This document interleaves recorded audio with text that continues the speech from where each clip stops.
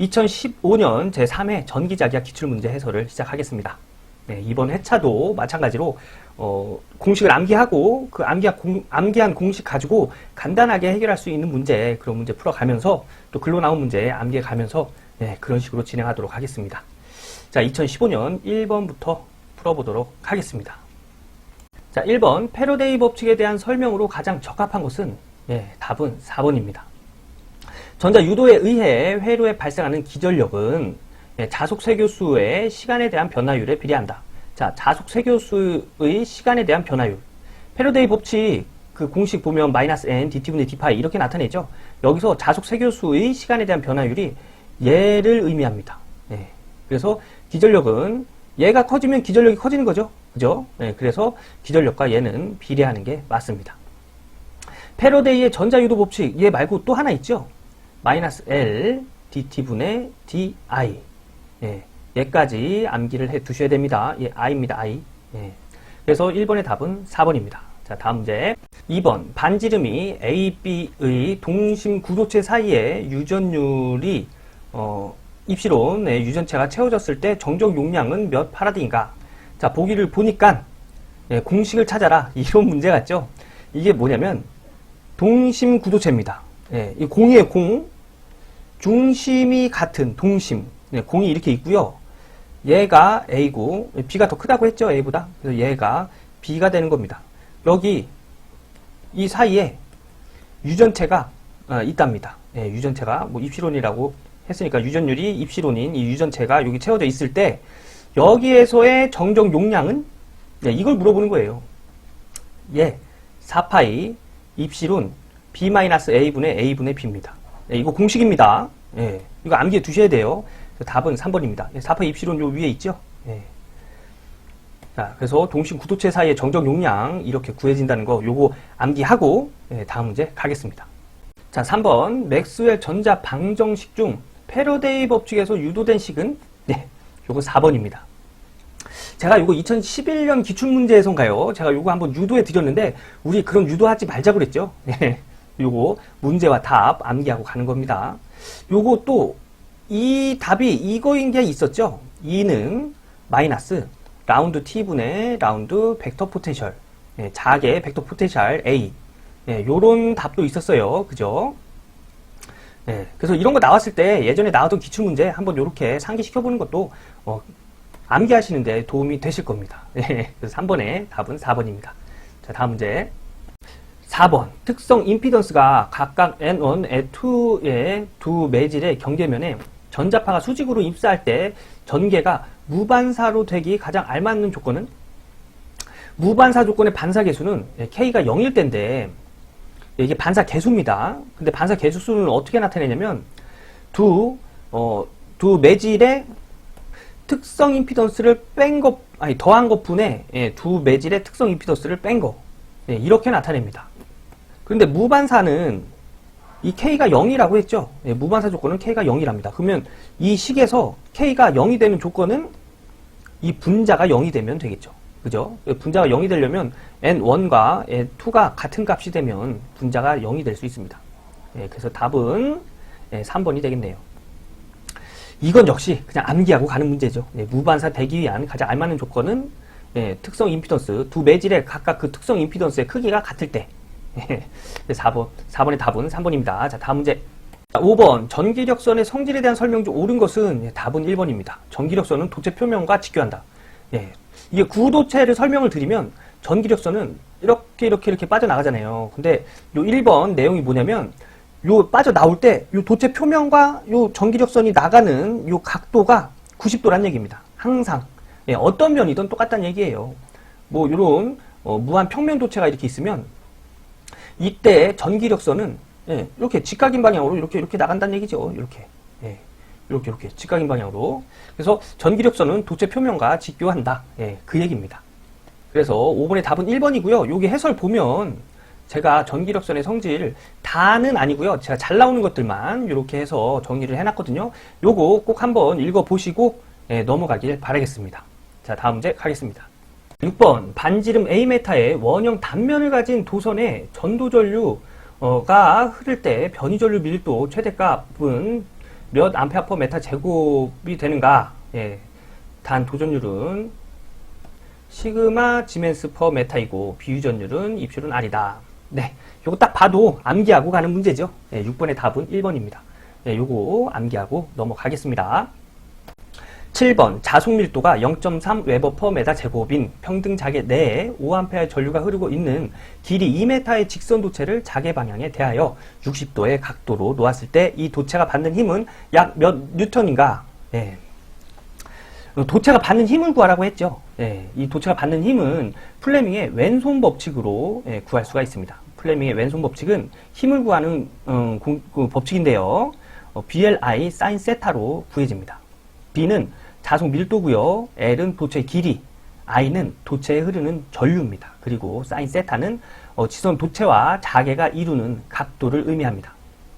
예, 얘가 이제 플레밍의 왼손 법칙이고요. 여기서 플레밍의 오른손 법칙도 좀 말씀을 드리고 넘어가겠습니다. 플레밍의 오른손 법칙은 유기 기전력을 구하는 그런 공식입니다. 그래서 E는 BL V 사인 세타로 구할 수가 있어요. 예, 단위는 예, 볼트겠죠? 이 V가 속도입니다. 예, 속도예요.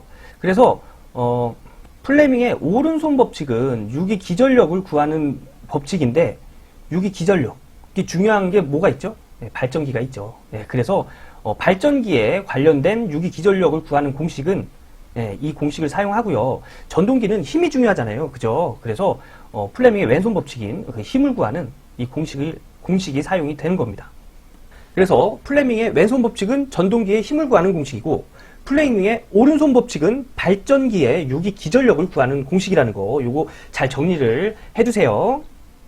자, 그래서 다시 문제로 가보면 우리가 이제 문제를 해결할 수 있는 공식을 찾아냈지요. 그러면 우리가 해야 될 일은 문제에 있는 단서를 하나씩 적어보는 겁니다. 자, 자속 밀도가 0.3 웨버 퍼 메타 제곱, 그 다음에 전류가 5A, 길이가 2m, 자개 방향에 대한 각도가 60도.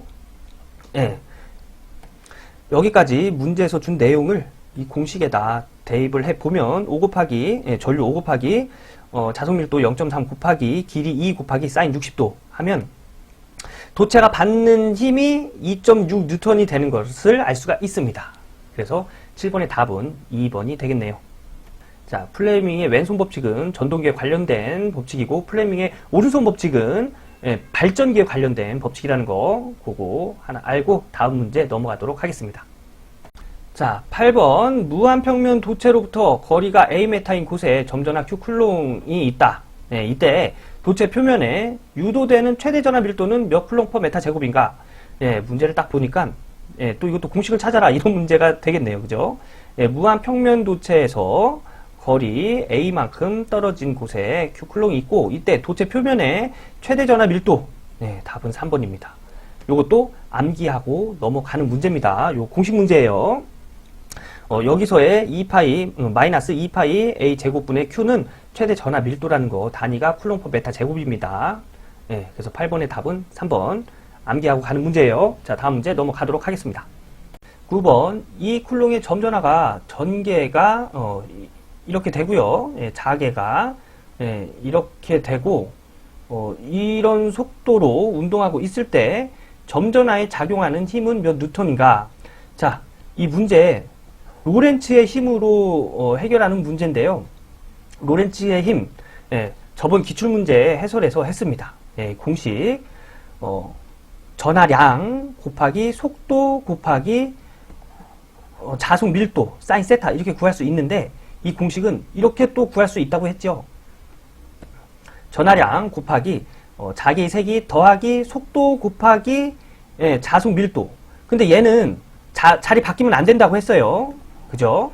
그래서 얘를 먼저 구해주면 벡터로 줬죠. 그래서 이런 행렬로 구할 수 있습니다. 여기는 빠졌네요. 자, 그래서 방향 AX, AY, AZ 적어주고요. 우선 속도부터 적어야죠. 속도가 4, 마이너스 1, 마이너스 2입니다. 자, 그래서 4, 마이너스 1, 마이너스 2 적어놓고 자속 밀도 마이너스 2, 플러스 2, 마이너스 1, 마이너스 2, 플러스 2, 마이너스 1 이렇게 적어놓고 이제 계산하는 거죠. 요거 삼행 삼열, 이 행렬 어떻게 계산한다고요? 우선 x부터 x로 묶고 2개 곱하고 빼기 2개 곱하고, 그죠? 요 마이너스 1, 마이너스 1 곱하면 그냥 1 플러스 1 되고요. 그 다음에 마이너스 2 플러스 2 곱하면 마이너스 4죠. 근데 1 마이너스 마이너스 4가 돼서 얘네 2개 곱해줘서 플러스가 되는 거죠. 그래서 1 플러스 4가 되는 겁니다. 자, 요 y 얘 구할 때 어떻게 한다고 했죠? 얘를 이쪽으로 이렇게 옮겨 적어 놓으라고 했죠. 4 마이너스 2 이렇게 옮겨 적어 놓습니다. 그래서 x 계산할 때랑 똑같이 얘부터 이렇게 계산을 해줘요. 그러면 마이너스 2 곱하기 마이너스 2 플러스 4죠. 그 다음에 빼기 이렇게 4 곱하기 마이너스 1 그러면은 4 마이너스에 마이너스 4가 되겠네요. 그죠? 그래서 얘도 마이너스 마이너스 해서 4 플러스 4가 되는 거예요. 네, 이제 Z 남았습니다. Z 어떻게 한다고요? 얘를 이렇게 옮겨서 이번엔 여기다 이렇게 적어 놓으라고 했죠. 그래서 2개 곱해서 4, 2, 8 그죠? 빼기 2개 곱한 거 마이너스 1, 마이너스 2 곱하면 플러스 2가 되겠네요. 8에서 2를 빼서 이렇게 식을 정리해 주면 1 플러스 4는 5, 5ax 4 더하기 4는 8 ay 8 빼기 2는 6 az 이렇게 나타낼 수 있습니다. 그래서 얘가 되는 거예요. 얘가 그죠? 여기서 이제 2를 더해줘야죠. 2ax 플러스 ay 마이너스 4az 네, 얘가 속도의 자속밀도를 곱해준 거고요. 얘가 전개 2입니다. 그래서 얘를 a는 a끼리 그죠? 자, a는 a끼리 곱하면 7ax가 되겠네요. 그리고 y는 y끼리 플러스 9ay가 되고요. z는 z끼리 플러스 2az가 되겠네요. 여기다가 요 q 전하량 2쿨롱 줬죠? 그래서 2를 곱하는 거예요. 그럼 이렇게 곱해주면 14ax 그죠? 2하고 9하고 곱해주면 18ay 2하고 2 곱해주면 4az가 답이 되는 겁니다. 자, 그래서 답은 4번이 되겠네요. 이 문제 그전 기출문제에서도 나왔었죠. 그때도 이렇게 설명을 드렸었습니다. 그래서 이 문제 꼭 혼자서 스스로 한번 풀어보시는 것을 권장드리겠습니다. 이럴 때 한번 이 행렬식도 한번 정리도 한번 해보고 하시는 거예요. 다음 문제 넘어가도록 하겠습니다. 답은 4번입니다. 10번 비투자율이 350인 환상철심 중 평균 자개의 세기가 280A/m/m일 때 자와의 세기는 몇 웨버/m 제곱인가? 자와의 세기 물어봤죠? 그럼 자와의 세기 공식이 딱 나와야 됩니다. 자와의 세기는 공기 중에 투자율 곱하기 비투자율 마이너스 1 곱하기 자개의 세기로 구해질 수 있어요. 요거 어디서 많이 봤죠? 어떤 거랑 똑같냐면 분극의 세기랑 똑같습니다. 분극의 세기는 공기 중에 유전율 곱하기 비유전율 마이너스 1 전개의 세기로 나타낼 수 있어요. 단위는 쿨롱 퍼 메타 제곱입니다. 쿨롱 퍼 메타 제곱.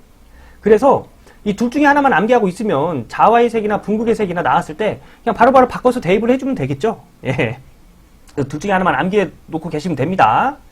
자, 그래서 이 공식을 이용해서 이제 문제를 해결하면 되는데요. 우리가 할 일은 이제 문제에서 주는 단서를 쭉 적어 보는 거죠. 자, 비투자율 350을 줬습니다. 그리고 이 진공 중에 투자율은 우리가 4파이 곱하기 10 마이너스 7승이라는 거 알죠? 그 다음에 자개의 세기는 280을 줬어요. 그래서 이 공식에다가 이제 대입을 시켜보면 답을 찾을 수 있습니다. 자, 자와의 세기 J는 공기 중에 투자율 4파이 곱하기 10의 마이너스 7승 곱하기 비투자율 350 마이너스 1 곱하기 자개의 세기 280 계산기에다 두고 때리면 0.12 웨버/m 제곱이라는 걸 알 수 있습니다. 얘가 자개의 세기가 되겠네요. 그래서 답은 입니다. 이 문제가 제가 목이 터져라 얘기하는 간단하게 계산할 수 있는 간단한 계산 문제죠. 식만 하나 알고 있으면 문제를 간단하게 해결할 수 있는 문제입니다. 이거 꼭 자와의 세기 그리고 좀 전에 제가 보여드린 분극의 세기 이 두 개 꼭 암기하시고 문제 스스로 한번 풀어보시고 넘어가도록 하겠습니다. 자, 다음 문제 1번 Q쿨롱의 전하를 가진 반지름 A메타의 도체구를 유전율 입시론의 기름 탱크로부터 공기 중으로 빼내는데 요하는 에너지는 몇 줄인가? 이거 딱 암기하고 하는 문제죠. 답은 1번입니다. 뭐 기름탱크 막 나오고 빼내는데 유하는 에너지 나오면 이거 찾으시면 됩니다. 그래서 답은 1번입니다. 자, 다음 문제 가도록 하겠습니다. 자, 12번 다음 설명 중 옳은 것은 답은 2번입니다. 벡터 포텐셜은 거리에 반비례하며 전류의 방향과 같다. 요거 암기하고 가는 문제입니다. 12번에 2번입니다. 자, 다음 문제. 13번 한 변의 저항이 R0인 그림과 같은 무한히 긴 회로에서 A, B 간의 합성 저항은 어떻게 되는가? 이것도 문제와 답을 암기하고 가는 문제입니다. 답은 2번이고요. 나오면 이거랑 똑같이밖에 안 나와요. 그래서 이거 구하는 방법은 있습니다. 제가 이렇게 해설을 해놨긴 했는데 이게 무슨 얘기냐면은 이게 무한히 기니까 여기까지의 합성 저항을 그냥 전체 합성 저항이라고 보고 전체 합성 저항이라고 보고 전체 합성 저항에 R0, R0, R0를 이렇게 계산을 해서 전체 합성 저항을 구하는 그런 식으로 이제 푸는 건데 중간에 근해 공식도 막 나와야 되고 그래서 좀 복잡합니다. 그리고 문제가 나오면 또 이거랑 똑같이 나오고요. 그래서 이거는 문제와 답만 이렇게 암기하고 가는 문제로 하겠습니다. 그리고 회로 이론에서 보면 이런 회로가 이렇게 생긴 게 있습니다. 이렇게 생긴 회로가 있어요. 이거 저항입니다. 이 문제도 뭐 이거랑 비슷하게 푸는 건데 여기서는 숫자를 줍니다. 2, 1.5 이렇게 주나요? 여기 2, 1.5, 2, 1.5 이렇게 줄 겁니다. 이것도 무한히 긴 회로로 해서 이것도 푸는 방법이 있어요. 이것도 회로 이론에서 제가 한번 풀어드렸던 것 같긴 한데 또 자주 나오니까 이거는 또 나올 때 또 풀어드리도록 하겠습니다. 13번의 답은 2번입니다. 요거 이런 회로에서의 AB의 단자 AB 단자의 그 합성 저항은 루트 3-1 R0라는 거 요거 암기하고 14번 문제로 넘어가겠습니다. 14번 평면 전자파가 유전율 입시론 투자율이 뮤인 유전체 내를 전파한다. 전개의 세기가 이렇다면 자개의 세기는 어떻게 되겠는가? 그걸 물어보는 자개의 세기를 물어보는 겁니다. 요거 대문자 H로 수정 부탁드리겠습니다. 요거 답은 3번입니다. 요거 암기하고 가는 거예요. 자개의 세기, 요 파동 임피던스로 해서 식을 유도해가지고 이렇게 만드는 건데요. 그럴 필요 없고요. 자개의 세기는 그냥 3번 이렇게 나온다는 거 요거 암기하고 다음 문제 가겠습니다. 자, 15번 높은 전압이나 낙뢰를 맞은 자동차 안에는 승객이 안전한 이유가 아닌 것은 답은 4번입니다. 표면의 도전성 코팅이나 프레임 사이에 도체의 연결이 필요 없기 때문 도체를 연결해 줘야 됩니다. 왜냐면 도체가 다 연결되어 있어야 등전이가 되거든요. 등전이는 어떤 얘기냐면 자동차가 이렇게 있잖아요. 그러면 여기 전이와 여기 전이와 전이 차가 없다는 얘기예요. 그래서 이렇게 만져도 감전이 되지 않는다는 얘기입니다. 전류가 흐르지 않는다는 얘기예요. 전압이 같기 때문에. 요 자동차가 아니더라도 비행기도 왜 낙뢰를 비행기 같나요? 여기 낙뢰를 맞으면 비행기 안에 있는 승객들이 왜 안전하냐면 낙뢰를 맞는 순간 이 비행기 전체의 전압이 같아지기 때문에 그러는 거예요. 그러니까는 전이차가 없기 때문에 이렇게 서로 이렇게 만져도 전류가 흐르지 않는 거죠. 그래서 그 낙뢰를 맞아도 자동차 안에 승객이 안전한 겁니다. 이런 내용은 그냥 좀 상식으로 알아두시면 좋은 내용이죠. 그래서 답은 4번입니다. 자, 다음 문제 가겠습니다. 16번 유도 기전력의 크기는 폐회로에 세교하는 자속의 시간적 변화율에 비례하는 정략적인 법칙은 노이만 법칙입니다. 세교하는 자속의 시간적인 변화율, 요거 dt분의 d파이로 나타낼 수 있죠. 그래서 유도 기전력이 dt분의 d파이와 비례하는 것은 노이만의 법칙, 또 뭐가 있죠? 패러데이 법칙이 있겠죠. 그래서 노이만 법칙이 안 나오고 패러데이 법칙이 나왔으면 패러데이 법칙이 답이 되는 거예요.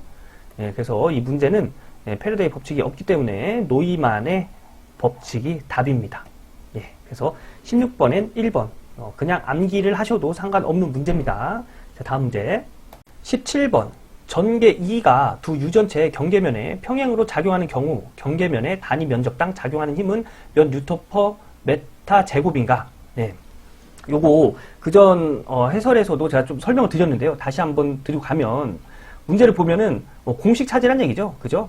그래서 요 전개의 세기 2가 나왔을 때는 2분의 1 가로 이렇게 쳐놓고 2의 제곱이 나왔을 땐 큰 거에서 작은 걸 그냥 빼라고 했습니다. 여기 큰 게 입실론 1이 크다고 했죠. 그래서 입실론 1 마이너스 입실론 2가 이게 단위면에 경계면에 단위 면적당 작용하는 힘이 되고요. 만약에 문제에서 보기에서 d 제곱이 나왔다. 예, 전속률도 D제곱이 나왔으면 2분의 1 가로하고 얘 작은 거 분의 마이너스 큰 거 분의 1 얘가 답이라고 했어요. 예, 얘네들이 공식입니다. 공식인데 경계면에 단위면에다 작용하는 힘은 이 공식을 찾으라는 문제가 많아요. 예, 그래서 이 공식은 꼭 암기를 해두시고요. 이 문제에서는 그 전개이세기의 제곱이 나왔죠. 그래서 이거랑 같은 거는 1번에 있습니다. 예, 이렇게 찾는 거예요. 그래서 17번은 1번입니다. 자, 다음 문제. 18번. 지름 2mm, 길이 25m인 동선의 내부 인덕터스는 몇 마이크로 헨리인가? 자, 동선 원통 도체로 봐도 되겠죠? 예, 그래서 원통 도체의 인덕터스 구하는 공식 8파이분의 뮤 제로 그리고 그 길이 그 도체 길이로 이렇게 나타낼 수 있죠. 요거 공식입니다. 요거 암기하고 가는 거예요. 자, 그러면 문제를 해결할 수 있는 공식을 찾아낸 후에 우리가 할 일은 문제에서 준 단서를 적어보는 거죠. 자, 우선 지름은 이 공식에 들어가는 데가 없지요. 그죠? 지름은 적용하지 않습니다. 그래서 그냥 지름 넘어가고요. 길이가 25m, 요 L이 25m, 그리고 요 투자율이 4파이 곱하기 10의 마이너스 7승. 여기 비투자율 이런 거 안 줬잖아요. 그래서 공기 중에 투자를 넣어주는 겁니다. 그래서 4파이 곱하기 10의 마이너스 7승 곱하기 길이 25m 나누기 8파이 하면 1.25 곱하기 10의 마이너스 6승 헨리 나와요. 근데 문제에서 물어본 건 마이크로 헨리죠. 그래서 10의 마이너스 6승 없애주고 단위에 마이크로 넣어주면 1.25 마이크로 헨리가 됩니다. 그래서 18번에는 답이 1번. 자, 다음 문제 가겠습니다. 자, 19번. 아래 그림과 같은 자기 회로에서 A 부분에만 코일을 감아서 전류를 인가할 때 자기 저항과 B 부분에만 코일을 감아서 전류를 인가할 때 자기 저항을 각각 구하면 어떻게 되는가? 자, 이 그림에서 처음엔 여기에다만 전류를 흘린답니다. 그럼 얘는 그냥 이렇게 연결되어 있는 애겠죠. 이때 합성 자기 저항을 구하면 되는 거예요. 그래서 합성 자기 저항에 있는 회로가 어떻게 되냐면 이렇게 되겠네요. 이렇게 이런 회로에 합성 저항을 구해라. 이겁니다. 여기 전류 흘러야 되니까. 그러면 얘가 R1, R2, R3. 얘를 우리가 보기 편한 대로 다시 그리면 이렇게 그릴 수 있겠죠. 얘가 R1, R2, R3입니다. 그래서 얘 합성 저항은 얘 병렬이죠. 얘 직렬이고요. 그래서 R1 플러스 합분의 곱 R2 플러스 R3분의 곱 R2 곱하기 R3 이렇게 해서 요 RA를 A 부분에 코일을 감아서 전류를 흘렸을 때 자기 저항을 구할 수 있습니다. 그래서 여기 해놨죠. R1 플러스 R2 플러스 R3분의 R2 곱하기 R3 하면은 R1 3A 턴 퍼 웨버 자기 저항 플러스 R2, R3는 1, 2 그래서 1 더하기 2 분의 1 곱하기 2 계산하면 3.67 나오네요. 그러면 문제에서 보면 그냥 답은 얘 하나밖에 없겠네요. 그죠? 그래서 답이 3.67 2번이 되고요. 자, B도 한번 구해보면 자, 회로가 이렇게 되겠죠? B는 여기에 코일을 감아서 전류를 흘려줬다고 했으니까 이렇게 해서 이런 회로가 되겠네요. 그죠? 이런 회로가 될 겁니다. 여기 이제 코일을 감아서 이렇게 전류를 흘려준 거니까요. 얘가 R2가 되고 얘가 R1, R3가 됩니다. 그래서 R1과 R3 병렬로 합성저항 계산해 준 다음에 R2랑 더해주면 되겠죠. 계산을 하면 이렇게 됩니다. R2 더해주고 R1이랑 R3랑 병렬로 합분의 곱 R1 플러스 R3분의 R1, R3 하면은 R2가 1 플러스 R1이 3, R3가 2이기 때문에 3 플러스 2분의 3 곱하기 2 하면 2.2가 나오네요. 그래서 답은 2번이 되는 겁니다. 여러분 합성저항 구하는 거 이런 문제 나왔을 때 한번 연습해 보시는 것도 나쁘지 않습니다. 그래서 19번엔 2번입니다. 자, 다음 문제 가겠습니다. 자, 20번 5000 마이크로 파라드의 콘덴서를 60V로 충전시켰을 때 콘덴서에 축적되는 에너지는 몇 줄인가? 자, 콘덴서에 축적되는 에너지 공식은 2분의 1 CV 제곱으로 이렇게 나타낼 수 있습니다. 이 공식이 제일 많이 사용되는 공식이에요. 근데 이 뒤에 있는 공식은 C는 V분의 Q고 Q는 CV고 V는 C분의 Q잖아요. 그런 거를 다 바꿔가면서 이렇게 또 식을 병렬시킨 거예요. 다 같은 공식입니다. 그래서 이거 다 암기해 두시면 좋고요. 특히 이 공식은 꼭 암기를 해 두셔야 됩니다. 예. 그래서 이 문제도 이 공식을 이용해서 푸는 문제예요. 자, 콘덴서 정정 용량 C 줬죠. 5000 마이크로파라드. 기본 단위 파라드로 바꿔주면 5000 곱하기 10의 마이너스 6음 되고요. 전압은 문제에서 60V 줬습니다. 예, 60V. 자, 그래서 얘네들을 공식에다 대입해 보면 2분의 1 C 5000 곱하기 10의 마이너스 6음 곱하기 V의 제곱, 60의 제곱 계산기에다 놓고 때리면 9줄이 되는 걸 알 수 있습니다. 그래서 이때 콘덴서에 축적되는 에너지는 9줄, 2번이 되는 거죠. 이 문제에서는 이 공식 이거 꼭 암기해 두셔야 됩니다. 자, 이렇게 해서 2015년 3회 전기자기학 기출문제 해설을 마쳤습니다. 여러분 지금까지 공부해 오셔서 아시겠지만 공식 굉장히 중요하죠. 전기자기학에서의 고득점, 그 다음에 꽈락을 면하게 해주는 건 공식입니다. 그래서 공식을 많이 암기를 하고 계셔야 돼요. 그리고 그 암기된 공식으로 이제 해결할 수 있는 간단한 계산 문제들 연습 많이 해보셔야 됩니다. 그리고 글로 나오는 문제들 그런 거 암기해 주셔야 되고요. 그래서 전기자기학 목표를 한 10개 정도만 두면은 그렇게 부담되는 과목이 아닙니다. 그래서 이렇게 하나하나씩 외워 가시는 것을 권장드리고요. 저는 다음 강의에서 인사드리도록 하겠습니다. 고생 많으셨습니다.